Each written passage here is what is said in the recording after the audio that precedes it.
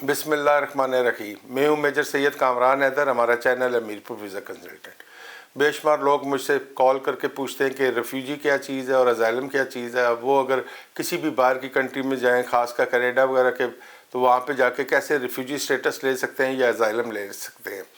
تو سب سے پہلے تو آپ کو سمجھنے کی ضرورت ہے کہ ریفیوجی کون ہوتا ہے اور ازائلم کون لے سکتا ہے. ریفیوجی وہ لوگ ہوتے ہیں جو کہ اپنے ملک کو چھوڑ چکے ہوتے ہیں کسی بھی ظلم یا جبر کی وجہ سے، کسی بھی ایسی لڑائی جھگڑے کی وجہ سے. جیسے کہ آپ نے دیکھا لوگوں نے ریفیوجیز ہوئے، افغانستان سے ہوئے، عراق سے ہوئے، اس کے بعد سیریا میں جو جنگ لگی رہی اس سے ہوئے، اس کے بعد غازہ میں جس طرح آج کل آپ دیکھ رہے ہیں کہ زبردستی ان کو بمباری کی جا رہی ہے اور ان کو غازہ کو خالی کرایا جا رہا ہے، اور مصر میں وہ جا کے ان کے کیمپ لگیں گے.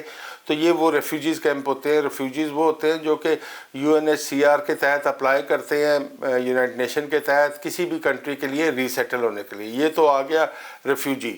اچھا، ریفیوجی اور امیگرینٹ میں کیا فرق ہوتا ہے؟ جو ریفیوجی ہے وہ ایک ڈیفرنٹ ہے، مینز وہ ادر دین کسی اور کنٹری میں ہوتا ہے، اور امیگرینٹ ہے وہ چوز کرتا ہے اپنے لیے کنٹری. ٹھیک ہے. ابھی جیسے کہ ریفیوجی کیمپ میں لوگ ہوتے ہیں تو یہ جو یونائٹڈ نیشن ہے یہ مختلف ملکوں میں ان کے لیے اپلائی کرتی ہے. کسی کو کینیڈا بھجوا دیتی ہے، کسی کو UK کا ریفیوجی سسٹم میں ڈال دیتی ہے. لیکن جو امیگریشن ہوتی ہے اس میں آپ خود کنٹری چوز کر رہے ہوتے ہیں، اور جبکہ آپ کو جو امیگرینٹ ہے اس کو اپنا ہوم کنٹری چھوڑنے کی ضرورت نہیں ہوتی. ریفیوجی کے لیے ضروری ہے کہ جو ریفیوجی کلیم کرتا ہے وہ اپنی ہوم کنٹری میں نہ ہو، مینز اس کا واپس ہوم کنٹری میں جانا اس کے لیے مصیبت ہو. اچھا جی، ابھی ہم آتے ہیں کینیڈا کے جو ریفیوجی پروٹیکشن پروگرام کتنے قسم کا ہے. تو اس میں 2 قسم کے لوگ ہوتے ہیں. ایک ریفیوجی ہوتا ہے جو کہ ہیومینٹیرین ری سیٹلمنٹ پروگرام پہ جو ہے لوگوں کو پروٹیکشن چاہیے ہوتی ہے آؤٹ سائڈ کینیڈا، اور اس کے بعد ہے کینیڈا کا ازائلم پروگرام. وہ لوگ جو کہ آلریڈی آ چکے ہوتے ہیں UK میں تو وہ ریفیوجی پروٹیکشن کلیم کرتے ہیں ود ان کینیڈا میں آ کے. اب جو ازائلم پروٹیکشن وہ کس طرح کام کرتا ہے، پروٹیکشن پروگرام کس طرح کام کرتا ہے ریفیوجیز کی پروٹیکشن کے لیے جو کہ آلریڈی کینیڈا میں پہنچ چکے تھے. سب سے پہلے تو ہوتا ہے کہ ان کا جو فیئر آف پرزیکیوشن ہے، مینز ان کا جو فیئر ہے وہ فاؤنڈیڈ ہو، ویل فاؤنڈیڈ، اس کو جو ہے نا ثابت کیا جا سکے. مینز ال ٹریٹمنٹ ہو، ہاسٹیلیٹیز ہو، لڑائی جنگ لگی ہو، ایتھنیسٹی کے اوپر، ریلیجن کے اوپر، سیکشل اورینٹیشن کے اوپر، یا پولیٹیکل بلیفز. مینز آپ کسی ایسی پارٹی کے ہیں جس کو کام کرنے کی اجازت نہیں ہے، یا ایسی پارٹی جس کے ورکرز کو زبردستی جبر کا نشانہ بنایا جائے. یہ لوگ بھی ازائلم کلیم کر سکتے ہیں اگر یہ آلریڈی اس کنٹری میں پہنچ چکے ہوں. پھر یہ ہوتا ہے ان لوگوں کا ازائلم کلیم جو ہے ہوتا ہے منظور ہوتا ہے یا پاس ہوتا ہے جو کہ یہ ثابت کر سکے کہ اگر وہ واپس اپنے ملک میں گئے تو ان کو ٹارچر یا ان کو ظلم ستم یا ان کو پنشمنٹ اپنی ہوم کنٹریز میں ملے گی. اچھا، ایک اور چیز آپ کو سمجھنے کی ضرورت ہے کہ ہر ایک انسان جو ہے وہ ازائلم کے لیے جو ہے نا ایلیجیبل نہیں ہوتا.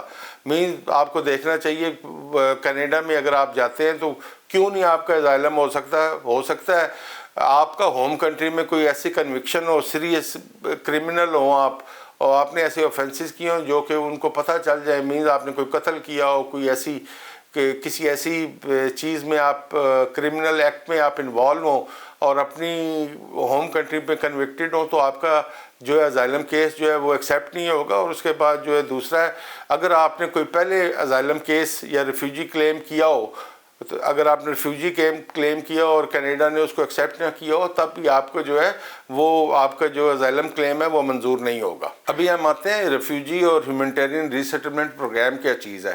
اچھا، ریفیوجی کو آپ کو سمجھنا چاہیے کہ ایک تو وہ اپنی ہوم کنٹری میں نہیں ہے، ادر دین ہوم کنٹری میں گیا ہے، پھر اس کے اوپر کوئی اس کے ملک میں خانہ جنگی تھی، اس کے اوپر ظلم ستم ہو رہا تھا، اس کو ریلیجن کو اپنے وہ نہیں کر سکتا تھا، اس پہ عمل نہیں کر سکتا تھا، اپنی ایتھنیسٹی کے اوپر مینز ذات برادری یا جیسا مہاجر سسٹم ہے یا کوئی ایسی چیزیں جس کی وجہ سے اس کو مشکل ہوتی تھی اپنی کنٹری میں، تو وہ کسی اور کنٹری میں چلا گیا اور وہاں کے اس نے ریفیوجی کیمپ میں جا کے اس نے UNHCR کے تحت اپلائی کیا.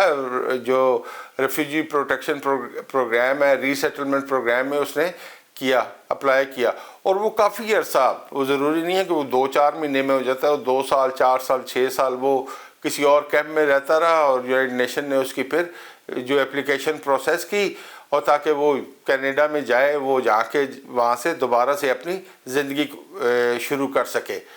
اچھا، یہ جو یونائٹڈ نیشن ریفیوجی ایجنسی ہوتی ہے UNHCR، اس کے ساتھ اور بھی پرائیویٹ سپانسرز ہوتے ہیں جو کہ آئیڈینٹیفائی کرتے ہیں ریفیوجیز کے سیٹلمنٹ پروگرام، اور وہ جو ہے ابھی ایسے نہیں ہو سکتا کہ کوئی کسی پروگرام میں جائے اور وہ ڈائریکٹلی کہے کہ جی مجھے آپ کینیڈا میں بھجوا دیں اور اتنی جلدی بھجوا دیں۔ اس کے لیے آپ کو ویٹ کرنا پڑتا ہے اور اس پروسیس کو ٹائم لگتا ہے، ان کیسز کو پروسیس ہونے میں کافی ٹائم لگتا ہے۔